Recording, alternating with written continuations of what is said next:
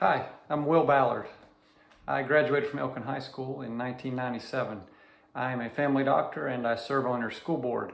I have 3 sons who attend Elkin City schools. One of my goals for them is to learn to love and appreciate reading the way that I do.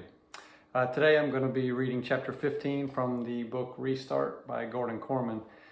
This chapter is told from the perspective of Brendan Espinoza. Chapter 15. Of all the video clubs in all the middle schools, she has to walk into mine. The minute Kimberly Tooley showed up in Mrs. DeLeo's room, I was lost. Love at first sight. For me. Unfortunately, not for her. I mean, she's in love all right with Chase. A few months ago, it would have been easy for me to hate Chase. But he's a different person since his accident. And the more I get to know him, the more I like him. So now what am I supposed to do? Hate someone I like because of pure jealousy? That's just as unfair as when Chase used to pick on me. Maybe more, since he truly seems to have no idea that Kimberly likes him. How annoying is that? I'd lie down on railroad tracks for an ounce of her attention, and here's Chase, totally oblivious to the fact that she's practically drooling over him. Exactly how hard did that kid fall on his head? So I've got Kimberly in my video club. Okay, I don't own it, but I am the president. It's a golden opportunity for me to make an impression on her. And who's sucking all the air out of the room? Our rising star Chase. I've got no one but myself to blame. I recruited him. I raved about his camera skills. When the others wanted to keep him out, I shouted them down. Slowly but surely, they all began to accept and appreciate him. Even Shoshana isn't quite so anti-Chase anymore. Their project on Mr. Solway is coming out fantastic. I've seen some of the footage. It's going to blow the judges away. Their biggest problem is they're shooting so much great material, it's going to be impossible to figure out what to cut. And that opens an opportunity. With Shoshana and Chase wrapped up in their war hero and the others focused on the video yearbook, all I have to do is get Kimberly to work with me on a new clip for YouTube. Then she'll start to see me as the famous YouTuber I'm destined to be, not the 8th grade nerd she finds so much less interesting than Chase. It's foolproof. No, she says. Why not? I wheedle. It'll be a great chance for you to practice your camera work. Is it for the yearbook? Oh, it's way better. It's for YouTube. And your name will be right at the top as a co-producer. No, she says again. In total desperation, I blurt, Chase is going to be there. The change is instant. Really? She says. Guess what? She's in. Now all I have to do is convince Chase to sign on with us. Come to think of it, the purpose of this is to turn her off Chase and on to me. I don't think I'm really going about it the right way. This whole romance thing is way more complicated than I anticipated. But when I approach Chase, he's not that enthusiastic either. You know, I don't have a lot of free time, he tells me. Shoshana and I are really busy with Mr. Solway. I'm pleading now. You've got to help me out. Kimberly begged me to take her along, and you know how lousy she is with the camera. If you don't come, the whole video is going to be upside down. He sighs. All right, Brendan, I'll be there. By now, the project is leaving a bad taste in my mouth. Luckily, I have an amazing idea. It's called Leaf Man. I know that when Kimberly sees me starring in this, she'll be impressed. It could very well be the video that finally takes me viral. We meet in the park the next day after school. I've got everything we need. A morph suit, rollerblades, and 11 bottles of pancake syrup.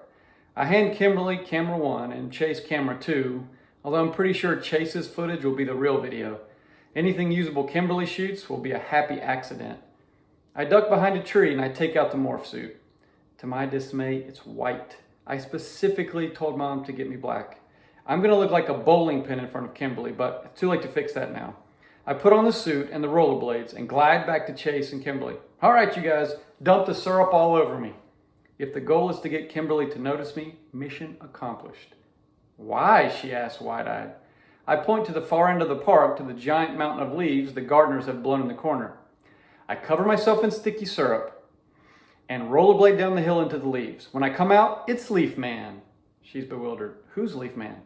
I'm Leaf Man. All the leaves are going to be stuck to the syrup, see? And the video will be called Leaf Man. So Chase takes pity on me. It's going to be awesome. He opens one of the bottles and pours a thick stream over my head. Even through the morph suit fabric, it feels gooey and gross. The things I do for my art. And Kimberly, of course, although that doesn't seem to be working too well. 11 bottles later, I'm covered in the stuff and starting to draw flies. All right, I say, let's do this. Confession. I'm not the greatest rollerblader in the world, and I can't get up the hill. I keep rolling back farther than I can make it forward. They have to haul me to the top, Kimberly dragging me by the wrists and Chase pushing me from behind. We get some strange looks, although nowhere near the number we're bound to attract when we shoot the actual video. Production is put on hold a few minutes while my camera people wash the stickiness off their hands and get into position by the leaf pile. At last, Chase flashes me the high sign, and I ease my weight off the foot brake and sense the slope starting to move me slowly forward. The slowly part doesn't last very long. The acceleration happens much faster than I expected. In a few seconds, I'm hurtling down the path at dizzying speed. Proper rollerblade form says I should crouch for better balance, but I'm too scared to bend my locked knees. I can actually feel the G-forces forming the syrup on my face into thin streams. With a sinking heart, I realize this video may go even more viral than I thought. Not as Leaf Man, but as kid breaks every bone and body in goo-drenched rollerblade stunt.